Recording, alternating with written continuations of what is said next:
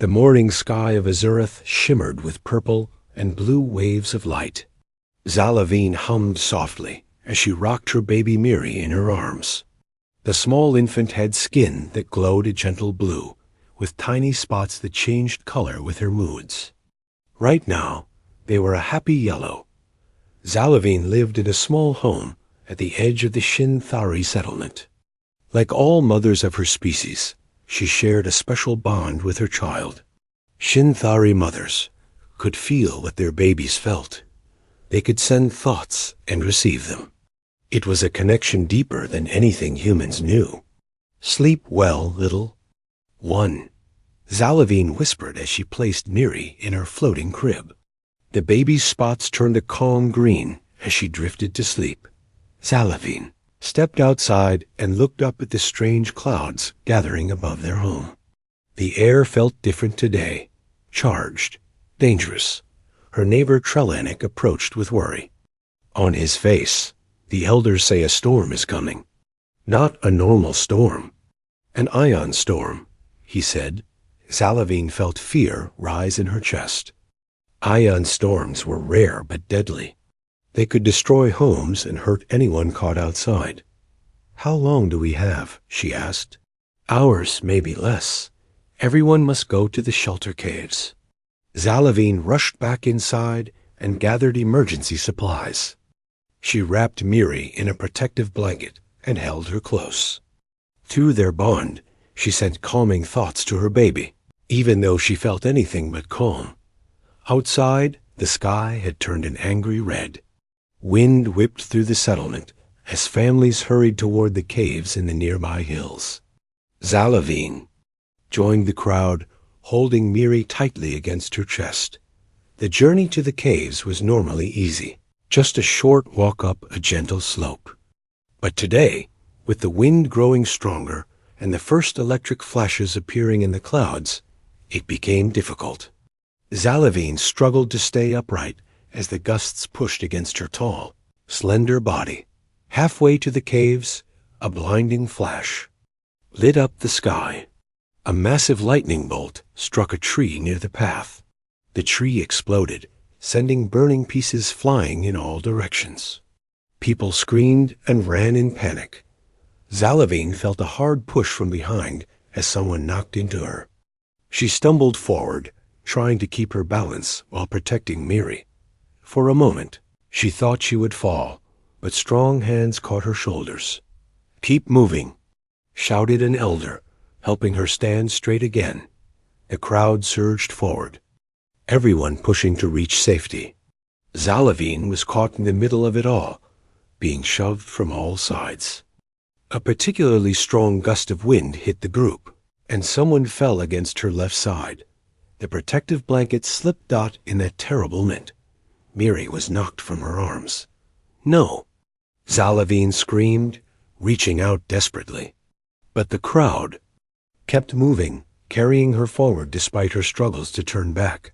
"My baby, please." "My baby fell," she cried. Two security guards heard her cries and helped her break free from the crowd. They turned back, searching the ground where she pointed. But the storm was growing worse by the second. Visibility dropped as dust and debris filled the air. "We must find shelter now." One guard shouted over the roaring wind. "We will search for your child once the storm passes." "I cannot leave her." Zalavine fought against their grip, but they held firm. "You will die if you stay." "And then who will find your child?" The older guard said that the truth of his words hit her, but it did nothing to ease the pain. With tears streaming down her face, Zalavine allowed them to lead her to the caves. All the while, she reached out through their mental bond, sending desperate thoughts to Miri. Inside the shelter cave, Zalavine sat apart from the others, her eyes fixed on the cave entrance. She focused all her energy on the maternal bond, clinging to the faint connection she still felt with Miri. The baby was alive, but frightened. So frightened, the storm raged for 6 hours. It was the worst ion storm to hit their settlement in 50 years. When it finally passed, the first search parties immediately went out. Zalavine joined them, leading the way to where she had lost Miri. But the landscape had changed. Trees were down. Debris was everywhere. And there was no sign of her baby. The infant might have crawled, said Velper, the head of security, or been moved by the wind. We must expand our search. For 3 days, they searched. The entire settlement helped, combing the wilderness surrounding their homes. They checked under fallen trees, in small caves, and along the banks of the nearby stream. But they found nothing. On the evening of the 3rd day, Elder Crozel approached Zalavine as she sat exhausted on a rock, still calling out to Miri through their bond. "Zalavine," he said gently, "the bond you feel ... is it still strong?"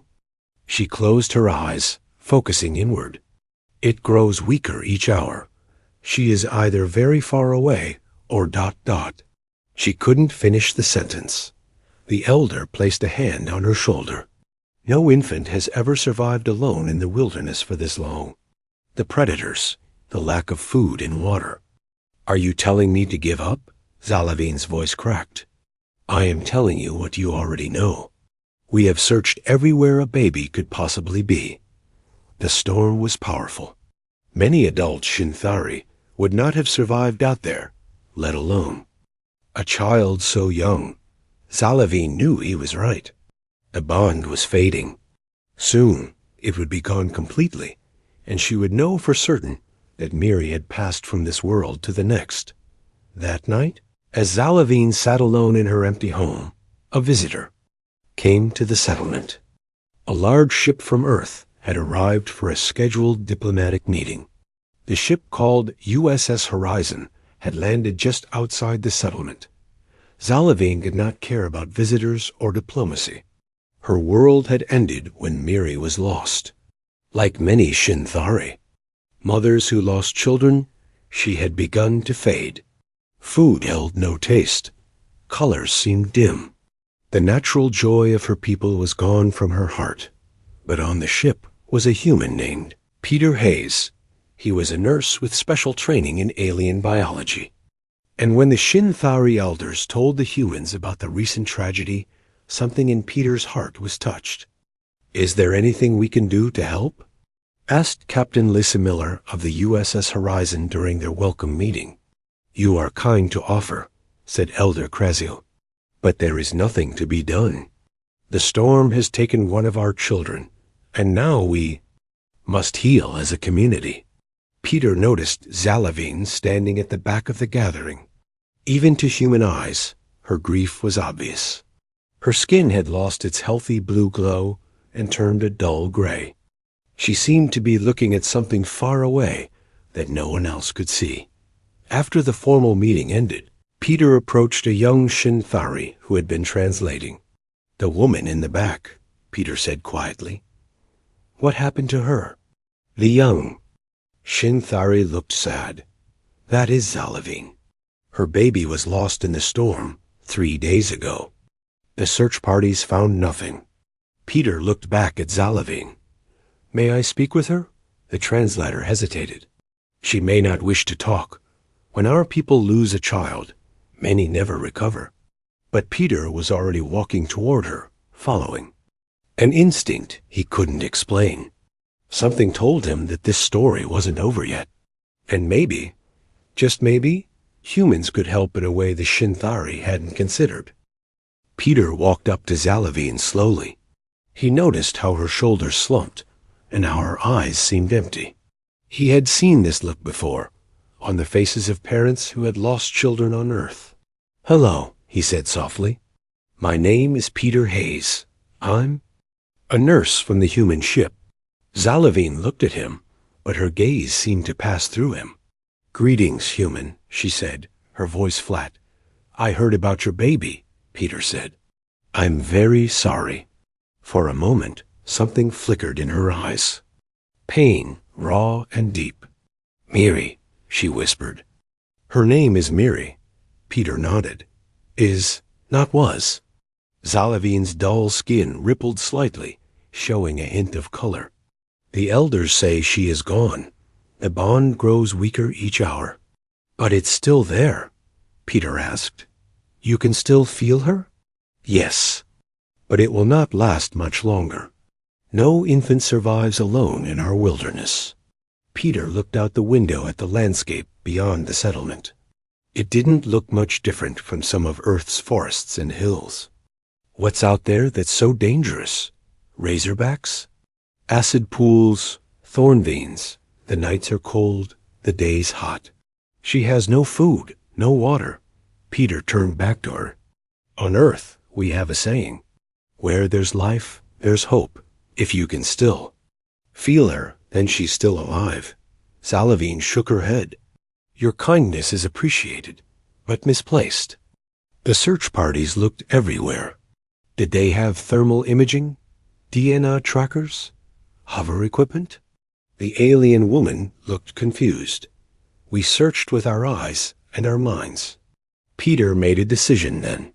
He wasn't supposed to interfere in local matters. Captain Miller had been clear about that. But he couldn't just walk away. I'd like to try to find her, he said. With your permission, and with some of our technology. For the first time, Salavine focused fully on him. You would do this? For a child not of your species? For people you just met? Peter smiled gently. That's what humans do. We help when we can. An hour later, Peter stood before Captain Lisa Miller in the ship's meeting room. With him were Security Officer Alan Young and Communications Specialist Olivia Diaz. Absolutely not, Captain Miller said firmly. We are here for diplomatic talks, not search and rescue missions in unknown territory. Captain, Peter argued, we have equipment that could make a difference. The child might still be alive. It's been 3 days, Peter, and the Shinthari know their planet better than we do. Olivia stepped forward. Captain, this could actually help our diplomatic mission. Showing goodwill through action, not just words. Alan nodded. I've studied the maps they provided. The search area is manageable with our hover gear.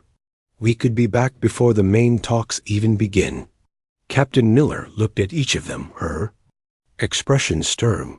Then she sighed. 2 days. That's all you get.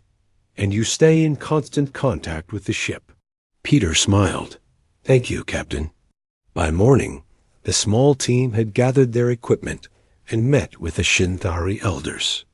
Most seemed confused by the humans' interest in a lost cause, but they provided detailed maps and warnings about the wilderness. The area beyond the western hills is most dangerous, Elder Kreziel told them. Many razorbacks make their dens there. What exactly are razorbacks? Alan asked as he checked his stun weapon. Large predators with sharp quills along their backs. They hunt in packs and can take down creatures twice their size. Salavine approached the team as they prepared to leave. Her skin showed small patches of blue again. Hope, however faint, had returned. I have brought something of Miri's, she said, holding out a small blanket. For your DNA tracker. Peter took it carefully. This will help a lot. We'll find her if she's out there. The team set out as the twin suns of Azurath rose above the hills. They rode hover platforms that floated a few feet above the ground, allowing them to move quickly over rough terrain. Each platform carried supplies and equipment. They began where Salavine had lost Miri during the storm. Peter used the DNA tracker to scan the area. The small device analyzed the blanket, then began searching for matching genetic material. Got something, he said after a few minutes. Trace DNA, moving west. They followed the trail for hours, stopping. Occasionally, when the signal grew faint, the landscape changed around them, becoming wilder and more rugged. Strange plants with purple leaves reached toward the sky. Small creatures scurried away as the hover platforms approached Dot by midday. They reached a series of low cliffs cut through with narrow ravines. A signal leads into that ravine, Peter said, pointing to a dark opening between two rock walls. Alan frowned. Perfect place for an ambush. If there are predators around, they'll be in there. Olivia adjusted her communications gear. I'm picking up some unusual sounds. Very faint, but they match the frequency range of Shinthari vocal patterns. Peter's heart beat faster. Could it be the baby? Possibly. It's too irregular to be an adult. They left the hover platforms at the ravine entrance and continued on foot. Alan took the lead, scanning for threats. The ravine walls grew higher. Around them, blocking out much of the sunlight, the DNA tracker signal grew stronger. Peter checked his medical scanner as well, searching for life signs. There's something alive up ahead, he whispered. Small. The vital signs are weak, but stable. The ravine opened into a small clearing with a shallow cave in one wall. The scanner pointed directly at the cave. Alan approached carefully, looking for signs of predators.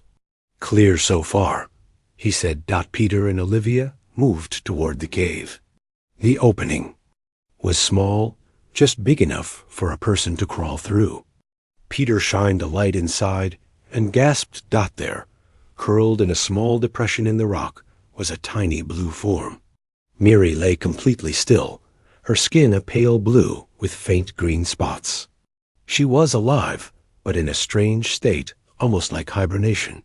I found her, Peter whispered, his voice full of amazement. She's alive.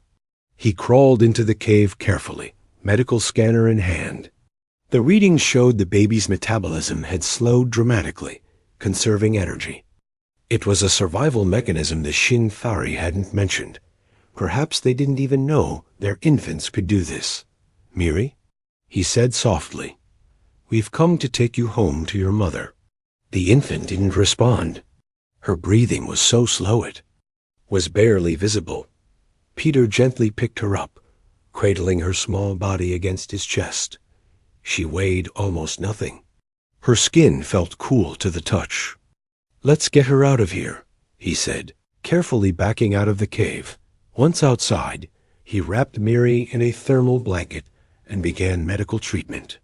He checked her for injuries, finding only minor scrapes and signs of dehydration. We need to warm her up slowly, he told the others, and get fluids into her system. As Peter worked, Alan kept watch and Olivia contacted the ship. Captain, we found her, she reported. The baby is alive, but needs medical attention. We're starting. Back now. Captain Miller's voice came through the comm unit. Good work. But hurry back. The weather satellites show another storm forming. You have maybe 5 hours before it hits. Peter looked up at the sky. Dark clouds were already gathering on the horizon. He held Miri close, feeling her small heart beating against his own. Hold on, little one, he whispered. We're taking you home to your mother. Just hold on. The dark clouds grew larger on the horizon. Wind began to pick up, bending the purple plants around them. Peter held baby Miri close to his chest as they hurried back to their hover platforms. We need to take a different route back, Alan said. Checking his map, the storm is coming from the east. If we go that way, we'll run right into it. Olivia studied the terrain scanner. There's a path through the western valley. It's longer, but we might avoid the worst of the storm. Peter nodded. Miri needs to get back quickly, but not if it means getting caught in another ion storm. They climbed onto their hover platforms and set off toward the western valley. Peter placed Miri in a small medical pod attached to his platform. The pod kept her warm and monitored her vital signs. As they traveled, Peter watched the readings carefully. The baby's heartbeat was slow but steady. Her breathing remained shallow. The hibernation state had saved her life, but she needed proper medical care soon. How's she doing? Olivia asked, guiding her platform alongside his. Stable for now, Peter replied. But I'm worried about this hibernation state. We don't know how to bring her out of it safely. Maybe her mother will know. That bond they share might help. Peter thought about Zalavine, waiting back at the settlement with a fading hope. I wonder if she can sense that we found Miri. The valley opened before them, a wide space between tall cliffs. Strange rock formations dotted the landscape. The paths between them were narrow and winding. Alan slowed his platform. We need to be careful here. These rock formations make perfect hiding places for predators. They moved forward slowly, staying close together. Peter kept one hand on the medical pod, reassuring himself that Miri was still there, still alive. Halfway through the valley, Alan suddenly raised his hand, signaling them to stop. He pointed to a rocky outcrop ahead. Something moved behind it. Something large. Razorbacks, he whispered. At least 3 of them. Peter looked at the creatures as they emerged from behind the rocks. They were the size of large dogs, with muscular bodies and rows of sharp quills along their backs. Their snouts were long and pointed, filled with needle-like teeth. They moved with a hunter's grace, sniffing the air. They can smell us, Olivia said quietly. What do we do? Alan reached for his stun weapon. We can't outrun them on these platforms, not through this narrow valley. We might have to fight. The lead Razorback stepped forward, its yellow eyes fixed on the humans. It made a low growling sound, and the others responded. More appeared from between the rocks until there were 6 of them, forming a half circle. Ahead, they're blocking our path, Peter said, his arms instinctively moving to protect the medical pod. And they're hunting as a pack. Olivia suddenly had an idea. The Shinthari told us something about these creatures. They avoid the settlements because they've learned that adult Shinthari are dangerous to them. But we're not Shinthari, Alan said, his finger on the trigger of his weapon. No, but we have a Shinthari baby, Olivia replied. She turned to her communications equipment and adjusted some settings. I recorded some of the sounds at the settlement, including the sounds the mothers made when calling to their children. She activated her speaker system. The sound of a Shinthari maternal call echoed through the valley. It was a strange, beautiful sound, like singing mixed with whispers. The effect on the Razorbacks was immediate. Their ears flattened against their heads. The lead creature backed up a step, then another. They looked confused, then wary. Olivia increased the volume. The maternal call bounced off the rock walls, seeming to come from all directions. The Razorbacks turned and retreated, disappearing between the rocks as quickly as they had appeared. It worked, Peter exclaimed. They think there are Shinthari mothers nearby. Alan nodded, impressed. Quick thinking, Olivia. They continued through the valley, playing the maternal calls occasionally to keep any lurking predators away. The storm clouds continued to gather above them, and the wind grew stronger. We're not going to make it back before the storm hits, Alan said, checking the weather readings. We need to find shelter. They searched the valley walls until they found a deep overhang in the cliff face. It wasn't a cave, but it would protect them from the worst of the wind and rain. They parked their hover platforms under the overhang and set up a small camp. Peter placed the medical pod in the most protected spot and checked on Miri again. Her temperature is dropping, he said with concern. The pod's heating system isn't enough. Without hesitation, Peter opened the pod and lifted Miri out. He sat with his back against the rock wall and held her against his chest under his jacket. His body heat would keep her warmer than any machine. The storm hit with full force an hour later. Rain poured down in sheets. Lightning flashed across the sky, followed by booming thunder. The wind howled around their shelter, but they remained relatively dry under the overhang. Night fell, making the storm seem even more fierce. Alan and Olivia took turns keeping watch while Peter stayed with Miri. He held her small body carefully, monitoring her breathing and heartbeat with his medical scanner dot. As the hours passed, Peter talked to Miri in a soft voice. He told her about Earth, about the oceans and forests and cities. He described the animals and plants. He talked about his family back home, his sister and her children, his parents and their small house by the lake. "Your mother is waiting for you," he whispered. "She never gave up hope, and soon you'll be back with her, where you belong." Something strange happened then. As Peter spoke about Zalavine, he felt Miri stir slightly in his arms.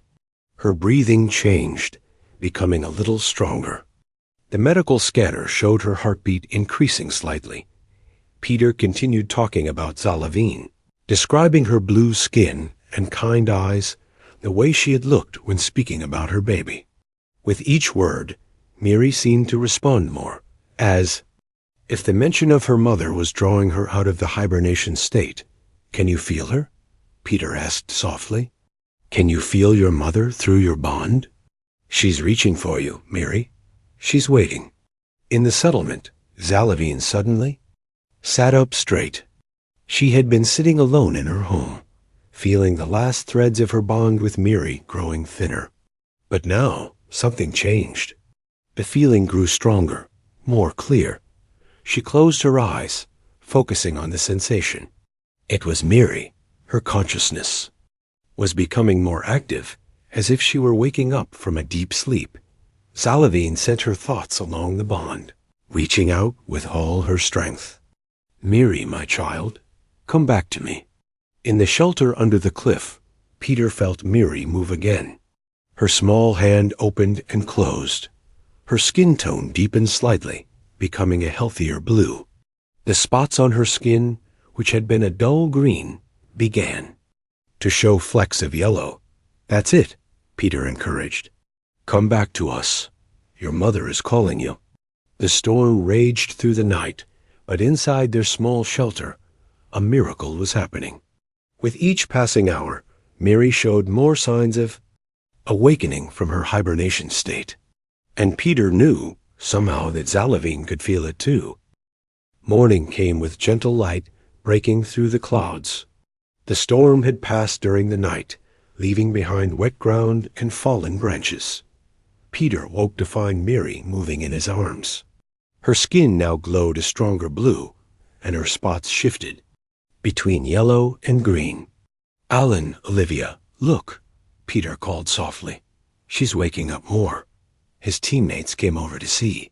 Miri's small eyes fluttered, but didn't fully open. She made tiny movements with her hands and feet. "The hibernation state is fading," Peter said, "but she's still weak. We need to get her back to her mother as soon as possible." They quickly packed up their camp and checked their hover platforms. Despite being kept under the overhang, the platforms had some water damage from the storm. "They'll work," Alan said, after checking the engines, "but we'll have to go slower." They set off through the valley, moving carefully over the wet ground. The air smelled fresh after the storm, and small creatures had come out to enjoy the moisture. Flying insects with rainbow wings darted around them. Small lizard-like animals sunned themselves on rocks. Peter kept Miri against his chest instead of putting her back in the medical pod. Her body temperature was stronger now, and she seemed to respond better to his touch and voice. He noticed something strange as they traveled. "I think she's responding to my thoughts," he told the others. "When I worry about the journey, she gets restless. When I focus on positive thoughts, she calms down." Olivia looked intrigued. "The Shin-Thare are telepathic with their children. Maybe she's connecting with you somehow." "But I'm human," Peter said. "We don't have telepathic abilities." "Maybe. It doesn't matter," Alan suggested. "Maybe the baby just needs someone to connect with, and you're the closest thing she has right now." Peter looked down at the small blue infant in his arms. Could it be possible? He decided to try something. He closed his eyes and focused his thoughts on Zalavine, picturing her as clearly as he could from their meeting. Immediately, Miri responded. Her small body wiggled, and a soft trilling sound came from her throat. It was the first sound she had made since they found her. "It's working," Peter said, amazed. "When I think about her mother," she responds. Back at the settlement, Zalavine stood outside her home, staring at the wilderness beyond. The bond with Miri had grown stronger through the night. She could feel her child's consciousness, more awake and active than before. Elder Kresil approached her. "You seem different today, Zalavine." "I can feel her," Zalavine said simply.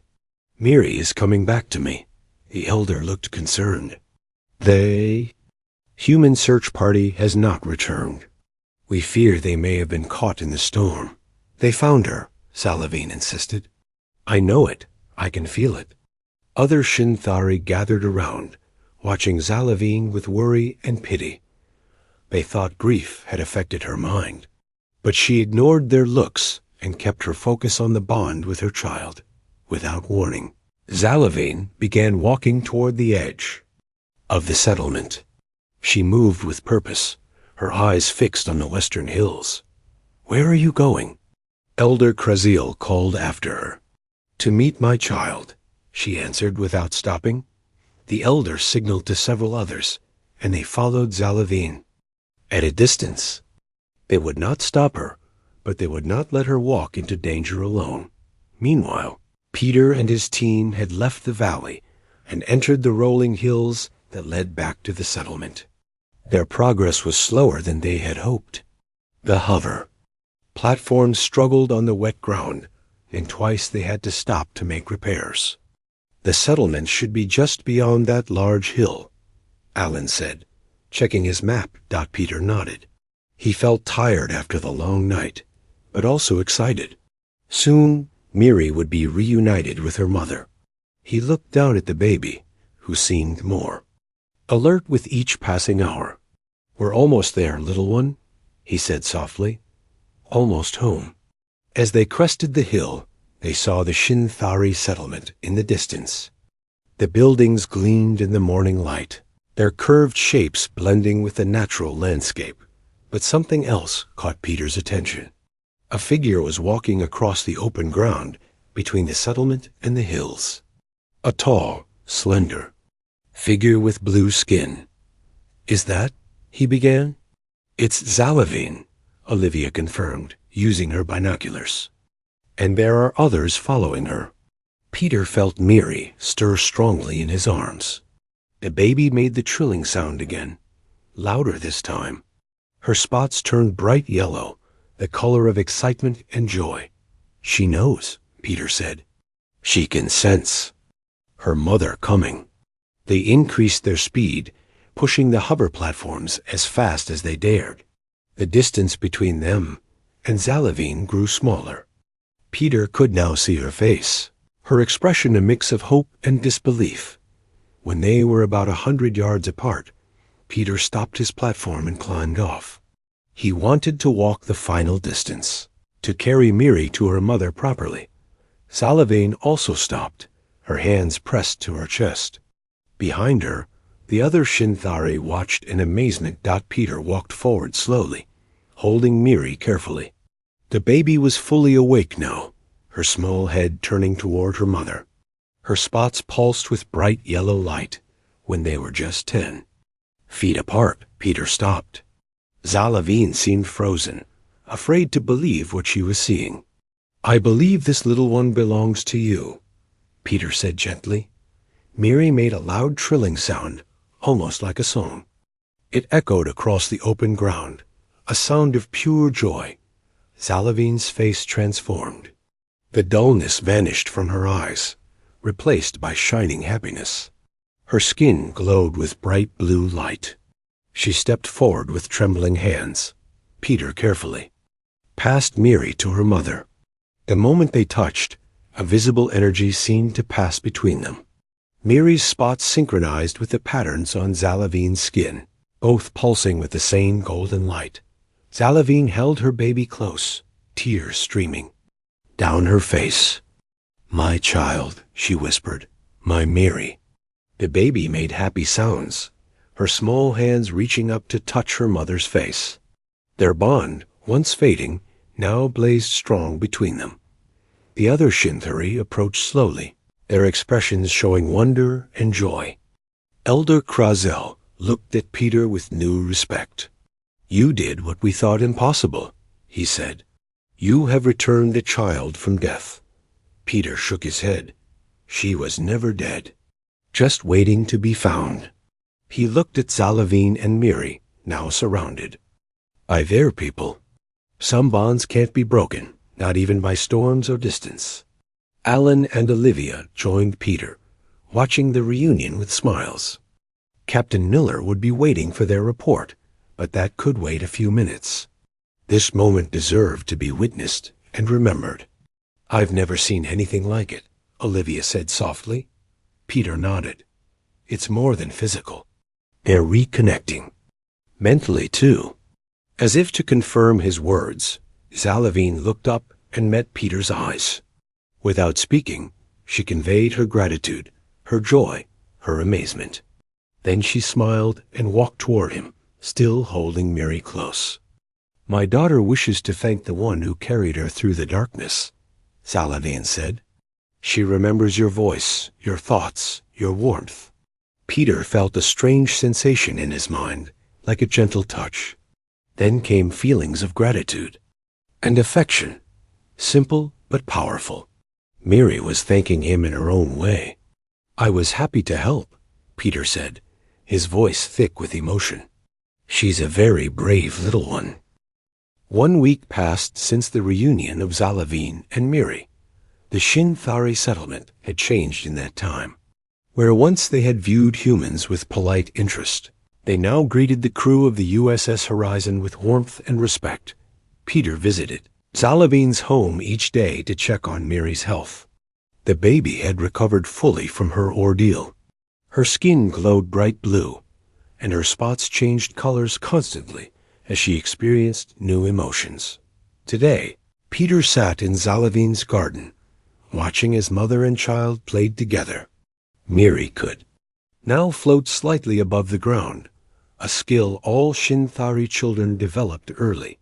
"She grows stronger each day," Zalavine said, catching her daughter as she drifted too high. "Thanks to you," Peter smiled. "She's the one who survived against all odds. I just helped her find her way home." Zalavine set Miri down on a soft patch of purple grass. The baby immediately began playing with small, colorful stones. "The elders wish to speak with you and your team," Zalavine said. "They have called." "A special gathering for tonight," Peter nodded. "Captain Miller mentioned something about that. Do you know what it's about?" "They will explain, but I believe they wish to honor you." Zalavine paused, watching her child. "What you did has changed things for my people. We thought we understood our world, our children, but we were wrong." Peter had learned much about the Shinthari in the past week. Their belief that no infant could survive alone had been proven false by Miri's hibernation state. The medical team from the Horizon had studied this ability with great interest. "Your children are stronger than you knew," Peter said, double quotes, "yes, and humans are kinder than we expected." Zalavine looked at him thoughtfully. "Miri still reaches for you know, in her mind. The connection you formed with her remains." Peter had felt it too. Sometimes when he was working in the medical bay or eating in the ship's mess hall, he would feel a gentle touch in his mind. Simple feelings, happiness, curiosity, sleepiness that he somehow knew came from Miri. "I don't understand how it's possible," he admitted. "Humans don't have telepathic abilities." "Perhaps you do, in ways you haven't discovered yet," Zalavine suggested. "Or perhaps Miri changed to connect with you, out of need and gratitude." Miri looked up at the sound of her name. She made a happy trilling sound and floated slightly off the ground, reaching toward Peter. He laughed and caught her gently. "Hello there, little explorer." The baby's spots turned bright yellow with joy. In his mind, Peter felt a wave of affection that was not his own. That evening, all the humans from the USS Horizon gathered with the Shinthari in the center of the settlement. Lanterns glowed with soft blue light. The air smelled sweet with night blooming. Flowers. Captain Lisa Miller stood with Elder Krasil on a small platform. Behind them stood Peter, Colin, and Olivia, the team that had found Miri. 1 week ago, Elder Krasil began, his voice carrying across the quiet crowd, we believed we had lost one of our children forever. We had searched, we had mourned, we had begun to accept. He gestured to the humans. Then these visitors came. They did not accept what we thought was fate. They used their knowledge, their technology, and their compassion to do what we believed impossible. Zalavine stepped forward, holding Miri in her arms. The baby was awake and alert, her spots glowing softly in the evening light. In doing so, the elder continued, they taught us something about ourselves. Our children have strengths we did not know.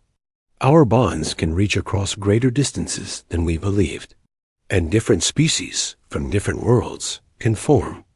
Connections we never imagined. Captain Miller spoke next. We came to Azureth, seeking friendship between our worlds.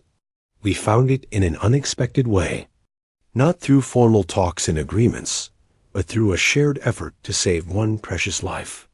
The crowd murmured in agreement. Many of the Shinthari touched their children, as if reassuring themselves of their presence. Elder Krasil raised his hands. Tonight, we honor the humans who saved Miri, and we propose a new partnership between our peoples. He explained that the Shinthari wanted to create a joint medical center with the humans, a place where both species could study each other's healing methods and share knowledge. We have much to learn from each other, the elder said, about medicine, about children, about the bonds that connect all living beings. Captain Miller agreed readily. She had already received approval from Earth for such a partnership. After the speeches, the celebration began. Food was shared, music played, children danced with glowing lights that floated in the air. Peter found himself standing with Zalavine at the edge of the gathering. Miri had fallen asleep in her mother's arms, her spots a peaceful green. What will you do now? Peter asked, now that everything has returned to normal. Zalavine smiled. Nothing will be quite the same again. I have asked to work with your medical team in the new center. I want to study how Miri survived, how she connected with you. I want to help other children, both Shinthari and human. Peter felt honored by her words.